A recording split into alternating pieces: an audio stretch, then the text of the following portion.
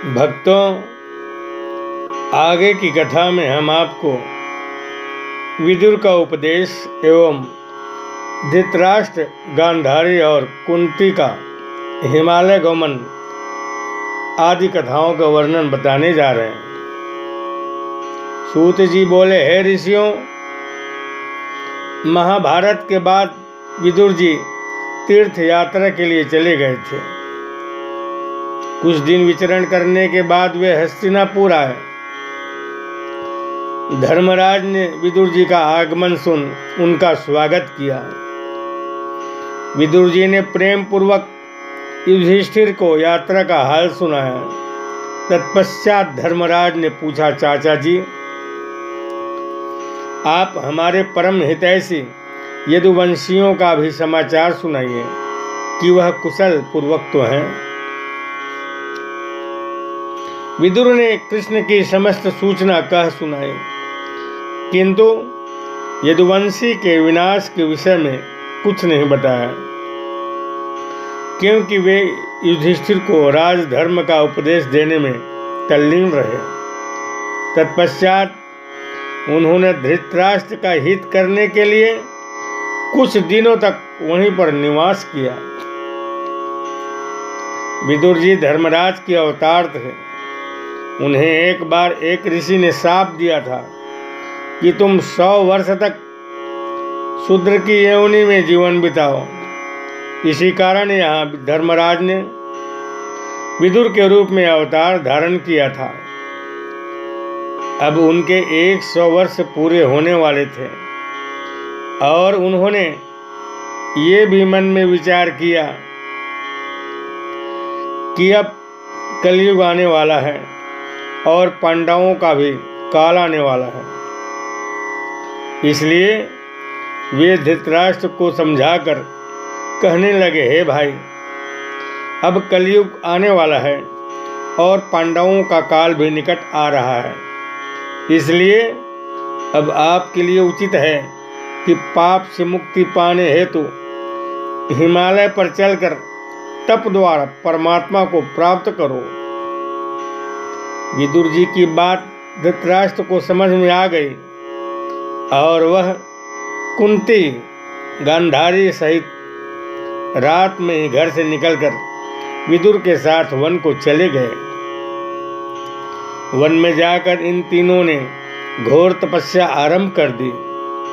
तत्पश्चात कुछ दिनों में वन में दावानल भड़क उठा, जिसकी ज्वाला में तीनों तप में बैठे भगवान में लीन हो गए और परम पद मोक्ष को प्राप्त किया। भक्तों, आगे की कथा में युधिष्ठिर का दुखद स्वप्न और अर्जुन की द्वारका से वापसी का वर्णन हम आपको बताने जा रहे हैं। सूत जी बोले, युधिष्ठिर ने अर्जुन को भगवान कृष्ण का समाचार लाने के लिए द्वारका भेजा।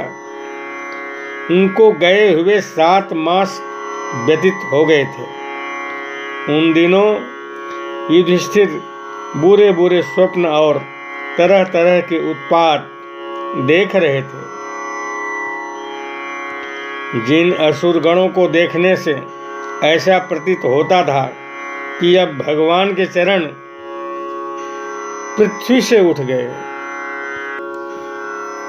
युधिष्ठिर इस प्रकार सोच रहे थे कि उसी समय वहां अर्जुन आ गए। उन्होंने आंखों में आंसू बहाते हुए युधिष्ठिर के चरणों में प्रणाम किया।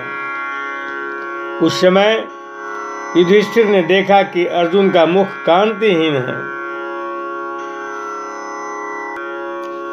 उनका शरीर कांप रहा है और आंखों से आंसू बरस रहे हैं। ऐसी दशा अर्जुन की देखकर धर्मराज कांप गया और दुखी होकर कहने लगा, हे भैया अर्जुन, तुम्हारा यह हाल कैसे हुआ? मुझे श्री कृष्ण की कुशल बताओ। अपने भाइयों सहित राजा उग्रसेन तो प्रसन्न हैं। भैया बलराम तथा अनिरुद्ध आदि यदुवंशियों का समाचार हमें जल्दी सुनाओ। भक्तों, इसके बाद श्री कृष्ण का गोलोक गमन कलयुग का प्रवेश और पांडवों का स्वर्गारोहण, इस प्रकार की कथा का वर्णन हम आपको बताने जा रहे हैं। सूत जी बोले, धर्मराज के वचनों को सुनकर अर्जुन दुखी होकर कहने लगे कि हे पूज्य भ्रात, अब मैं भगवान से वंचित हो गया। वे हम सबको छोड़कर अपने लोक को चले गए।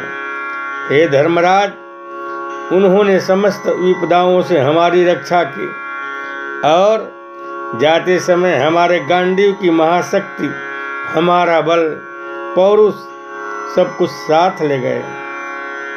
हम इतने अभागे हो गए कि उनकी रानियों का भी भीलों से रक्षा नहीं कर पाए।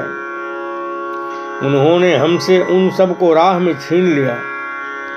समस्त यदुवंशियों का संहार हो गया। वो सभी आपस में ही लड़ लड़कर परम गति को प्राप्त हो गए। हे महाराज, यह सब उन्हीं की लीला है। परमेश्वर ने भूमि का भार उतारकर स्वयं अपने शोक को पलायन कर गए। अब यदुवंशियों के नाम पर 2-4 ही शेष रह गए हैं और मैं अनिरुद्ध पुत्र ब्रज को लेकर यहाँ आपके पास आया हूँ। इस प्रकार यदुवंशियों का संहार और श्री कृष्ण का गोलोक गमन की बातें सुनकर युधिष्ठिर बहुत दुखी हुए। उन्होंने कलयुग का प्रवेश समय देखकर भाइयों में विचार विमर्श किया और अभिमन्यु सुत परीक्षित को हस्तिनापुर के राज्य सिंहासन पर बिठाकर मथुरा का राज्य श्री कृष्ण के पोते वज्र को सौंपकर 5 भाई द्रौपदी, भीम, अर्जुन, नकुल और सहदेव, ये तो राहों में चलते हुए हिमालय में गलकर स्वर्ग को गए, परंतु धर्मराज युधिष्ठिर देह सहित परम धाम पहुँचे। पांडव के स्वर्ग गमन का यह वृतांत जो भी मानव पढ़ता या सुनता है, वे सर्व सुखों को भोगते हुए मोक्ष प्राप्त करते हैं।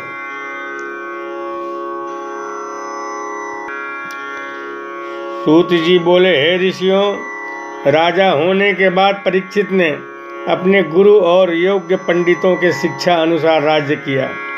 उन्होंने राजा उत्तर की पुत्री इरावती से विवाह कर जन्मेजय आदि 4 पुत्र उत्पन्न किए। उसने कृपाचार्य को अपना गुरु बनाया और 3 अश्वमेघ यज्ञ संपन्न किए। एक दिन उसने एक शूद्र को सरस्वती के तट पर राजाओं का वेश धारण किए हुए देखा। वह एक बैल और गौ को बेरहमी से तड़पा कर मार रहा था। वह दशा देखकर राजा परीक्षित ने बाण चढ़ाकर ललकारते हुए कहा, हे अधर्मी, तू कौन है? मेरे होते हुए तू इन्हें क्यों पीट रहा है? हे गौ माता, तू मत रो। जहाँ गाय रोती है वह राज्य नष्ट हो जाता है। तभी वृषभ रूप धर्म बोल उठा, हे राजन, मैं धर्म हूँ और ये गाय धरती माता है। धर्म, सत्य, सोच और दया, ये हमारे 4 पाँव हैं। इनमें से 3 पाँव तो कलयुग के प्रभाव से अधर्म ने तोड़ डाले हैं। अब केवल सत्य नाम वाले पाँव मेरे शेष बचे हैं। इसे भी कलयुग तोड़ना चाहता है। यह सुनते ही परीक्षित ने कलयुग को मारने के लिए तीव्र खड़ग उठाया।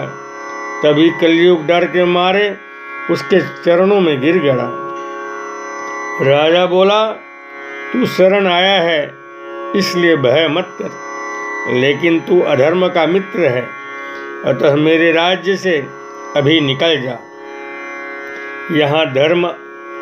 यहाँ धर्म ही रह सकते हैं। यह सुनकर कलयुग